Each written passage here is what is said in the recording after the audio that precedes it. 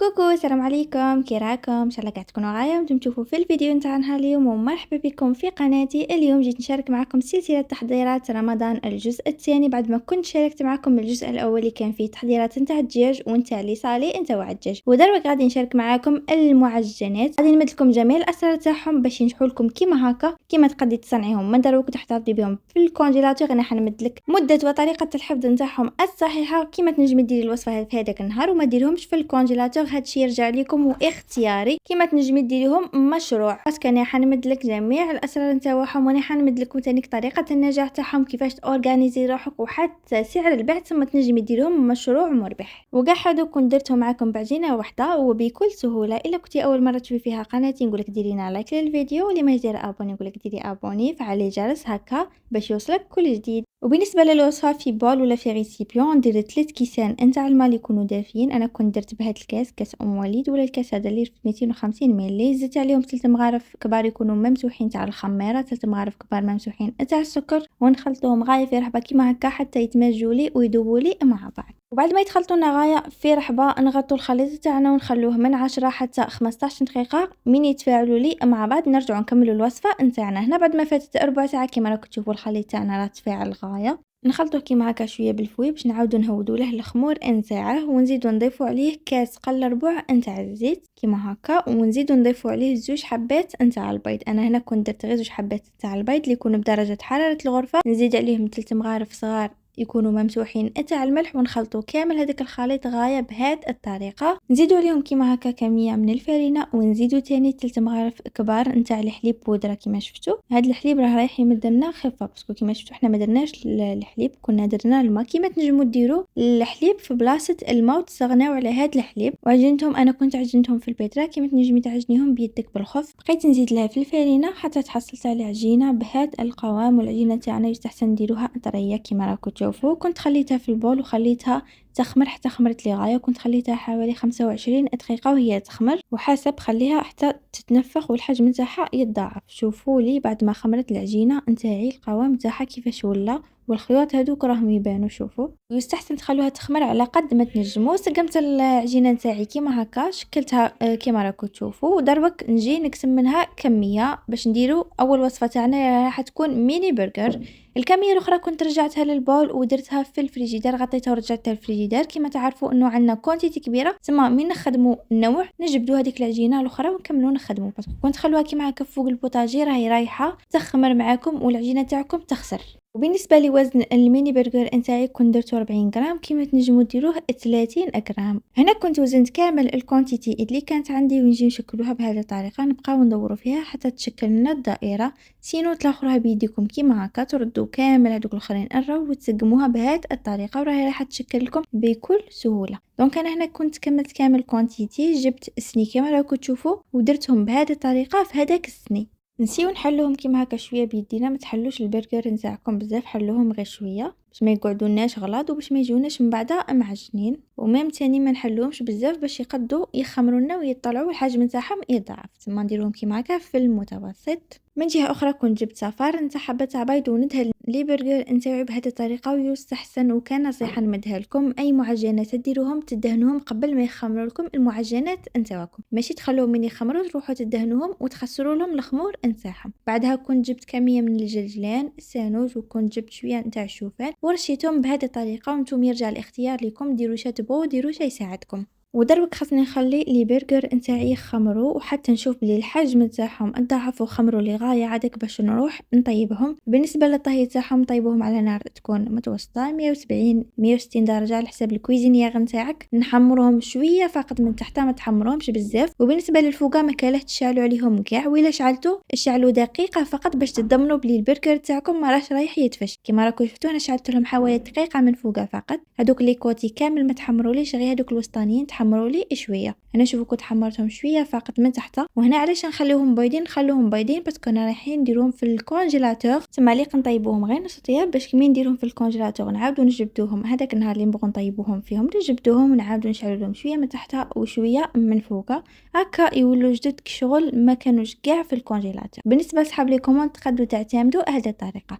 كون جبت كميه واحده اخرى من العجينه، رشيت البوطاجي كيما راكم تشوفوا وحليتها بهذه الطريقه باش نديروا الميني بيتزا نتاعنا. نحلوا العجينه تاعنا كيما هكا، ويستحسن السمك نتاع الميني بيتزا تاعكم يكون رقيق، ديروها رقيقه على قد ما تنجموا باسكو راهي رايحه تخمر، ومن نديروها طيب راح الحجم نتاعها يتضاعف، سيرتو مين ما غاديش نعمروها. لو كان زعما غادي نعمروها معليش ما تخافوش، نورمال راكو حاشينها وكاع، مين ما غاديش نعمروها ما خصناش تطلع لنا بزاف. كنت جبت هاد لامبورط بيس ولا جيبو طابع ولا جيبو باش تبغوا نتوما، ونقطعوا الميني بيتزا نتاعنا. ويستحسن البيتزا تاعكم من تحلوها كيما هكا تخلوها ترتاح حوالي 2 دقائق عادك باش تقطعوا الميني بيتزا تاعكم هكا، باش مين تكونوا تقطعوا فيها ما تعيكمش والشكل تاعها يقعد هو وما يتقلش. انا كنت جبت سني، كملت كامل الكميه اللي كانت عندي ودرتها كيما هكا في السني. وهنا خصنا نتقبوهم كيما هكا ونتقبوهم غايه بالفرشطه بهذه الطريقه، ونخلوها تخمر حوالي 5 دقائق 10 دقائق ماكسيموم، وطيبوها باسكو لو كان تخلوها تخمر فوق حقها راهي راح تتنفخ لكم بزاف. والبيتزا تاعنا راح نديروها في الكونجي، يعني راح نحتفظوا بها لو كان راهي معمره معليش،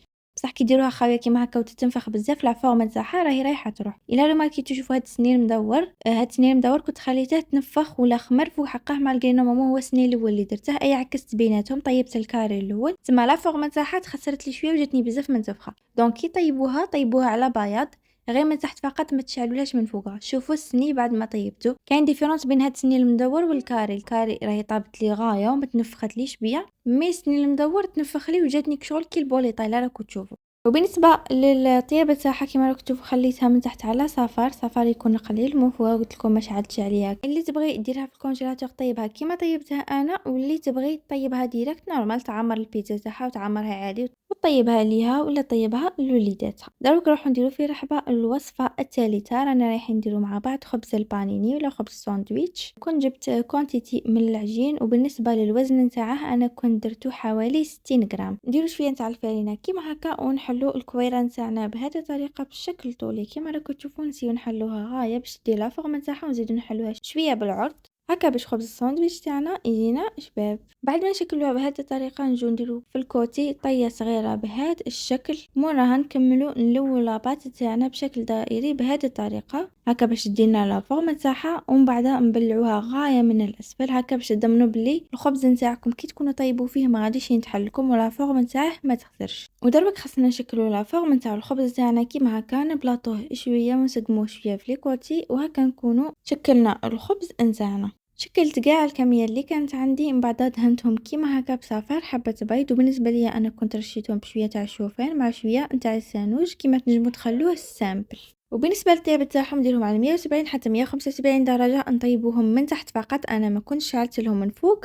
قلت لكم غير يبداو يدوا لكم هذيك الصفوريه من تحت ولا يبداو يحمروا لكم غير شويه نطفوا عليهم. هنا بعد ما كان الخبز نتاعي يخمر نروح نديره يطيب، ومن بعد نشوفوا النتيجه نتاعهم في رحبه. ومن تحطوا الخبز تاعكم في سني خلوا الاسباس بيناتهم ما تلصقوهمش كيما درت انا، باسكو راهم رايحين يتنفخوا معكم ويلصقوا في بعضهم. وهذه هي النتيجه تاع الخبز نتاعي. قلت لكم شحال غير من تحت اوتوماتيكمون غادي يصفروا لكم شويه من فوق. شوفوا هذه هي النتيجه النهائيه اللي كنت تحصلت عليها. الخبز تاعنا جا ما شاء الله ويجي بزاف شباب ويجينا بزاف خفيف كيما راكم تشوفوا. ودروك نروحوا نشكلوا في رحبه وصفه ميني ساندويتش نتاعنا. وهذه اخر كميه كانت بقات من لاباط نتاعنا، كنت وزنتها وزن 40 غرام. ونحلوا الكويره نتاعنا بهذه الطريقه وديروا شويه نتاع فرينه هكا باش ما تلصق لكمش مع لو بلان دو طرافاي نتاعكم. نحلوها كيما هكا بهذا الشكل، بعدها نطوي الطبقه الاولى كيما هكا ونكملوا نلووها بهذه الطريقه ونبلعوها غايه كيما هكا. وكي تكونوا تبلعوا فيها زيروا عليها غايه باش من بعد ما تنتحلش معكم. ونكملوا نشكلوا الساندويتش نتاعنا بهذه الطريقه ونشكلوا لها لا فورم نتاعها كيما هكا. وانا كملت كاع الكوانتيتي اللي كانت عندي. جبت صفار حبه بيض ودهنتهم كيما هكا، بعدها نجيبو خدمي ونجرحوهم كيما هكا. ويستحسن تخدموا بالمقص راه رايح يمد لكم نتيجه خير من الخدمي. هنا كنت جبت شويه من بذور الخشخاش لقاوها عند اللي يبيع صوالح الكاطو ونرشوهم عليهم كيما هكا، راه رايح يمد لنا منظر بزاف شباب للميني ساندويتش نتاعنا. نخلو الميني ساندويتش نتاعنا يخمروا كيما هكا حتى يضاعف الحجم نتاعهم. بعد ما يخمروا نطيبوهم على 170 درجه، نشعلوا لهم من تحت وانا ما غاديش نشعلهم من فوق باسكو قلت لكم اللي تبغي ديرهم في الكونجيلاتور طيبهم نص طياب فقط، واللي تبغي طيبهم هذاك النهار طيبهم عادي من فوق ومن تحت في نفس الوقت.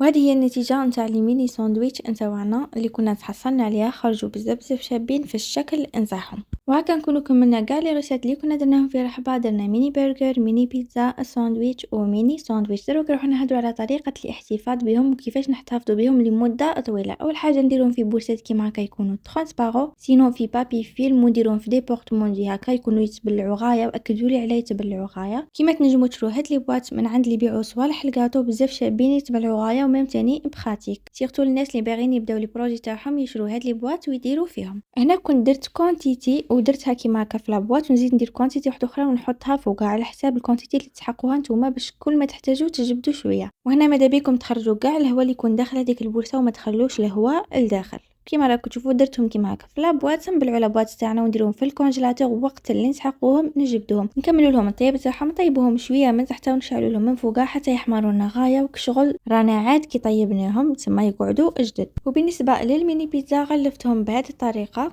ونديروهم في الكونجيلاتور، وديروا الكونتيتي اللي تبغوها. انا هذه كنت درت فيها 10 على حساب نتوما ما تحتاجوا، والاخرين نفس الطريقه تاني غلفتهم ودرتهم في دي بواط كيما هكا. وبالنسبه لسعر البيع كيما البرجر ولا الميني برجر تقدروا تبيعوه 2000 حتى 2005، الميني ساندويتش ثاني 2000 حتى 2005، مام الميني بيتزا تبيعوها 2000، كيما الخبز الساندويتش تبيعوه 3000. وفي النهايه نتوما اللي تحكموا في الاسعار، تنجمي تنقصي وتنجمي تزيدي كيما تبغي نتيا. ان شاء الله الفيديو تاعنا اليوم يكون عجبكم، ونتلاقاو في فيديوهات واحده اخرين.